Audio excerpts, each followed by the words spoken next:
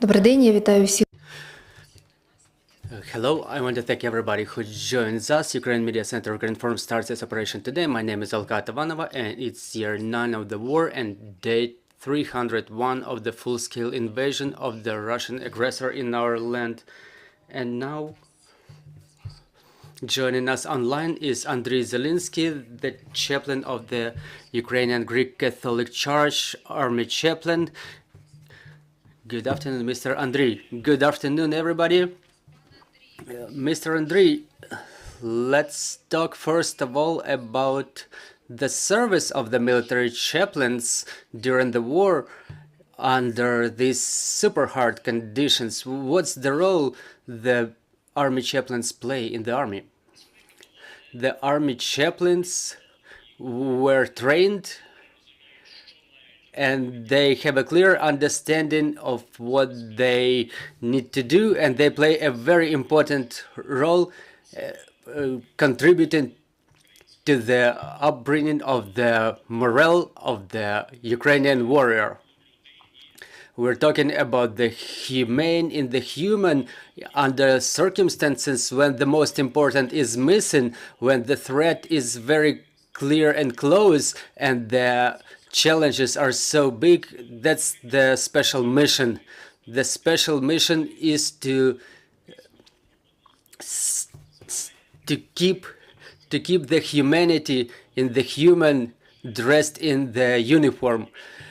And our victory is not only in effectively repelling the Russians' aggression, but also in building Ukraine, in rebuilding Ukraine after our victory. And this is the task that requires us to focus our efforts to keep our dream about the country, the dream that was dreamt by those who put their lives for the Ukraine, for the world, where is place for a human and for humanity. So the work of the army chaplain is about the spirit of the warrior, the spirit of the commander. Mr. Andriy, let's talk about the moral aspects of the military service. The war and faith are difficult to unite, in my opinion, but how the work of the chaplain helps our warriors to find answers to those difficult questions. War and faith are not so difficult to unite when we talk about the defense, about the love to those whom you defend. War today, that Russian aggressor started against Ukraine is a very, very eloquent fact of today's history, where our people, each of us tries to be the warrior of light, a warrior fighting for something very important for human civilization. We're talking about the unprovoked, unreasonable aggression with all its horrific components that snowballs into a terror against civil population. All those things, they have to emphasize the meaning of Ukrainian warrior, the meaning of the people who work today with the Ukrainian military. I'm talking about the chaplains who stood in the ranks of the Ukrainian army and stand in the ranks of the Ukrainian army in commissioned officer positions. So our task is the defense of our land, the defense of the people of Ukraine. And as the gospel says, there is no more love which one puts for its friends. And when the war is the expression of this sacrifice, the care for each other. Mr. Andriy, if we can talk about this, how many chaplains are now approximately in the ranks of our army? How are they being trained? How do they prepare to become a chaplain? We understand that maybe there is need for more skills than the regular priest, and how is this training going on? I can only say that as of today, in the ranks of the Ukrainian army, there is a need for a couple of hundreds of chaplains, and this need is being covered by the representatives of different churches, but the law on army chaplains, it brings the service to the professional level. The service of the chaplains since the beginning of the last year, it became very actual, very efficient in the in repelling the aggression of the Russian Federation. And I think that the service of the army chaplains should be institutionalized, because army chaplain is not only the priest who is guided by his own will or guided by his inner thoughts. He goes to the battlefield to become to take care of the Ukrainian warrior. Chaplain is a profession, and just as any other profession, it requires skills and knowledge, and it contemplates certain training. And there is a procedure in the armed forces of Ukraine. There is the army chaplain service, which trains army chaplains for the military service in the armed forces in Ukraine. There is a course which there is a basic training course for army chaplains, which helps to better integrate into the military collective. But we have to remember that we use the international experience of the civilized world, where the military chaplain remains first of all and most of all the priest. So his task is the care about the spirit of Ukrainian warrior. It's the care about the humane in the human. So military chaplain is not a battle unit.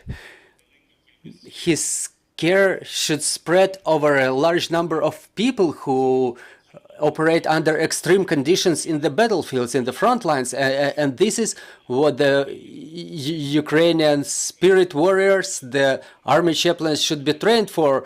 And not only in the armed forces, but in the border guard and National Guard of Ukraine as well. Mr. Andriy, and I can't help asking, what are the most drastic challenges that our chaplains face today, and do you use international experience in that as well? The way of organization of the service of the military chaplain reflects all the traditions and tendencies existing for a very long time. If we say about, say, United States, it's more than 200 years. In other European countries, the traditions of the military chaplains, we can summarize it in a way that, yes, we use the traditions of the NATO countries, and we try to approximate our service, our military chaplain tradition to their experience in order to make it more efficient in our conditions. And this is why there is this approximation, and the way to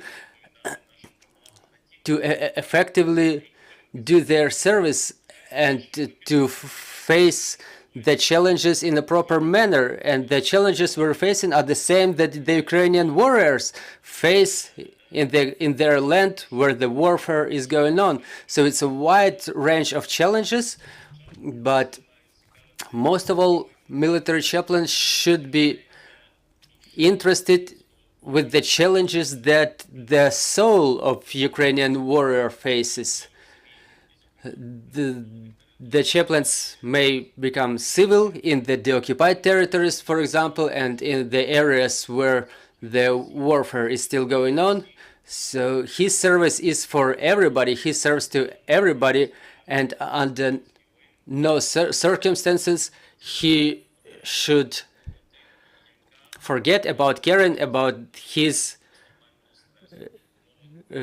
about the Ukrainian warriors under the warfare conditions, under the conditions where unfortunately very frequently they have to lose their brothers or face the challenges that their families change somewhere in the rear.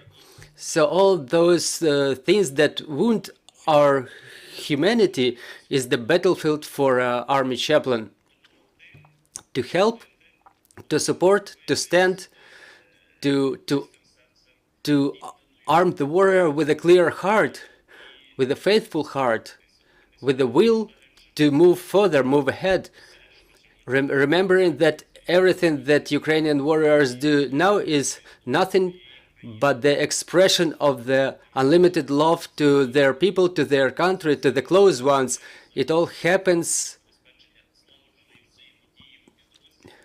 on the condition of the teamwork in the military unit, and this teamwork, it contemplates care about their brothers. So this atmosphere in the military units is the point of utmost care of the army chaplain. Thank you for these wise words. We have questions in the studio, dear colleagues. Tkachuk Svetlana, Ukrinform. Mr. Andriy, I would like to ask you two questions. First, regarding how long can an army chaplain stay at the service? Is there a rotation, and if so, how frequently does it happen? And the second question is related to the first one. As you mentioned, the humanity of the chaplain suffers too when you, for example, listen to the problems expressed by the soldiers. Who is the priest for the chaplains themselves, for the souls of chaplains? Do the chaplains use some psychological support, or is it organized in any way? Thank you for your question. The first questions. So the duration of our rotation, the term of our rotation, as I remembered, in the end of the last year in Ukrainian legislation and in the Ukrainian army, changes happened related to the needs of the Ukrainian warriors and their family members.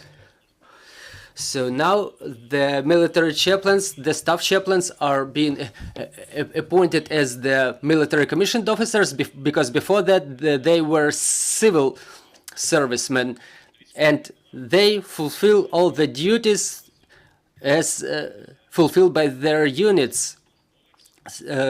Now military chaplains, they do not have civil life, they're the servicemen in their unit, and it means as long as their unit is on rotation,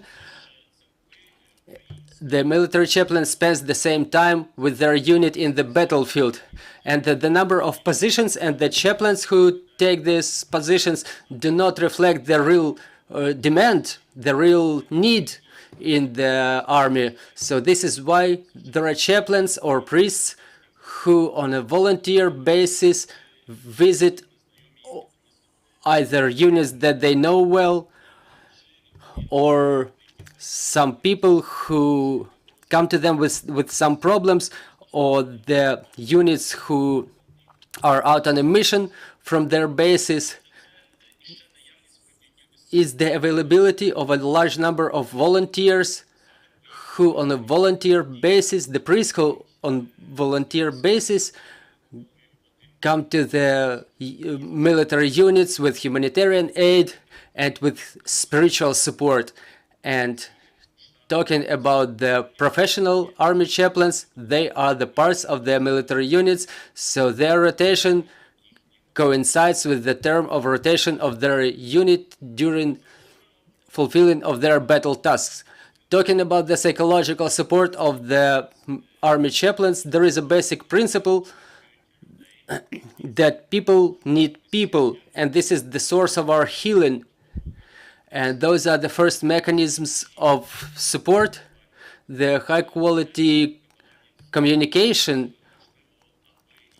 It's important for the army chaplains to have their spiritual community, their religious community, to organize their activity and take care of the army chaplain as a person, as it happens in the churches, as a structure which organizes its activity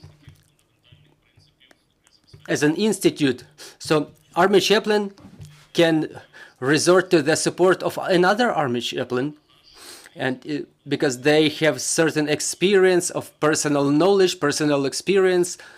As I mentioned today, the efficiency of the service of the army chaplain is in direct dependence on his or her training, and there are mechanisms of his personal reinvigoration. The chaplains have to take care of their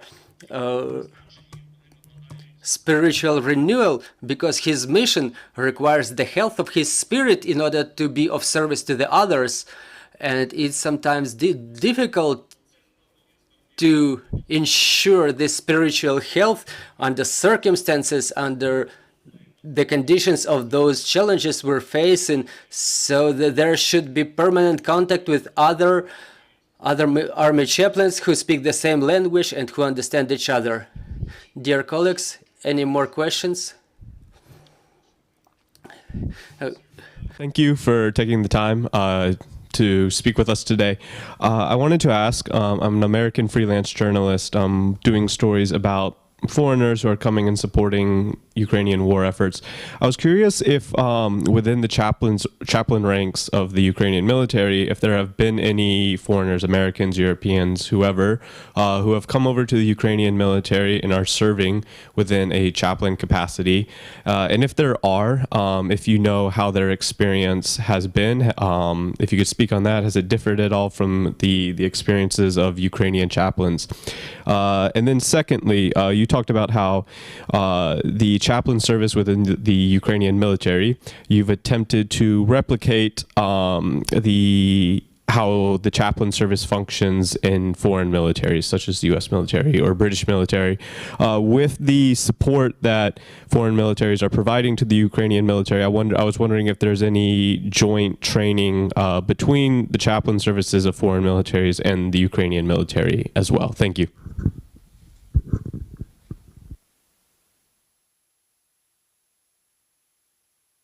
Дякую за запитання. I appreciate your question. Should I answer in Ukrainian or English? Thank you very much for your question. But number one,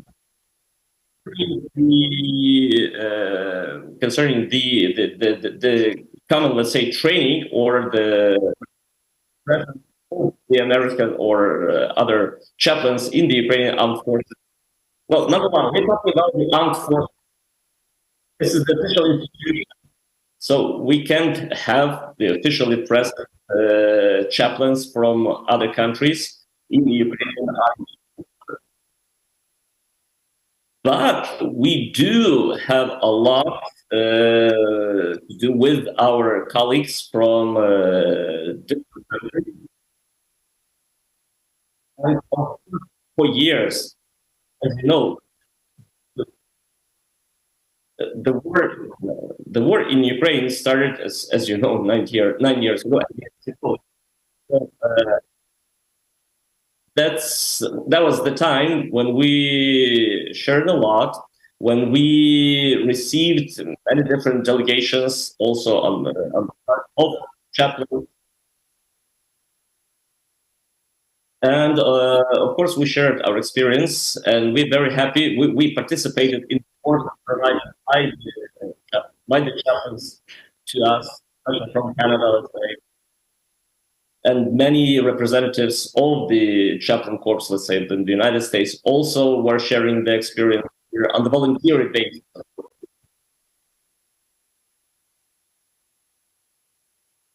On the voluntary basis, not official, of course. And we still, as you also mentioned, and as I mentioned, as I had mentioned before, we're trying to organize our institution with, let's say, using the best traditions of the NATO countries, using the best traditions of the international, I would say, experience of pastoral care for the military. That's how our law appeared, but definitely there are so many things that we have to, let's say, that are a bit different from your context. This war is on our land, it's on our ground, and it causes many other interesting, I'd say, problems to us. So I'm very sure that this experience is, let's say, chance for us to share our experience with your chaplains, and for your chaplains to share their institutional traditions with ours. Друзі, чи маєте ви ще питання? Friends, are there any more questions? We have more questions in the studio. Let's have one quick question. Do members of the Foreign Legion have access to chaplain services? And if so, how do chaplains navigate the language barrier that may be posed by some of the, foreign fighters? Well, thank you for your question. I'm not sure that there is, there's an official institutional design when we talk about the chaplain service in the armed forces of Ukraine. And I'm not sure whether there were any requests from the foreign fighters, but in case if they are, there are always among our chaplains people who can speak various languages, just as we do it right now. So I don't think that there is this barrier in case when there is a person who says, I need it, who... The problem may be, and I'm almost sure that there is one, the problem may be that those foreign fighters in the Ukrainian armed forces are not quite aware where to find a military chaplain. So maybe there would be a good idea to start seeking one, especially for these units, for the units where we have fighters from abroad. Дякую вам за цю змістовну. Thank you very much. Thank you for this comprehensive conversation, for joining us, Mr. Andriy. I'm reminding you, joining us was Andriy Zelinskyy, the army chaplain of the Ukrainian Greek Catholic Church. And our next briefing is at 1500. Joining us in this studio will be Alexander Harshenko, the director of Energy Research Institute, and we will be talking about the situation in our energy system. So bear with us. Glory to Ukraine.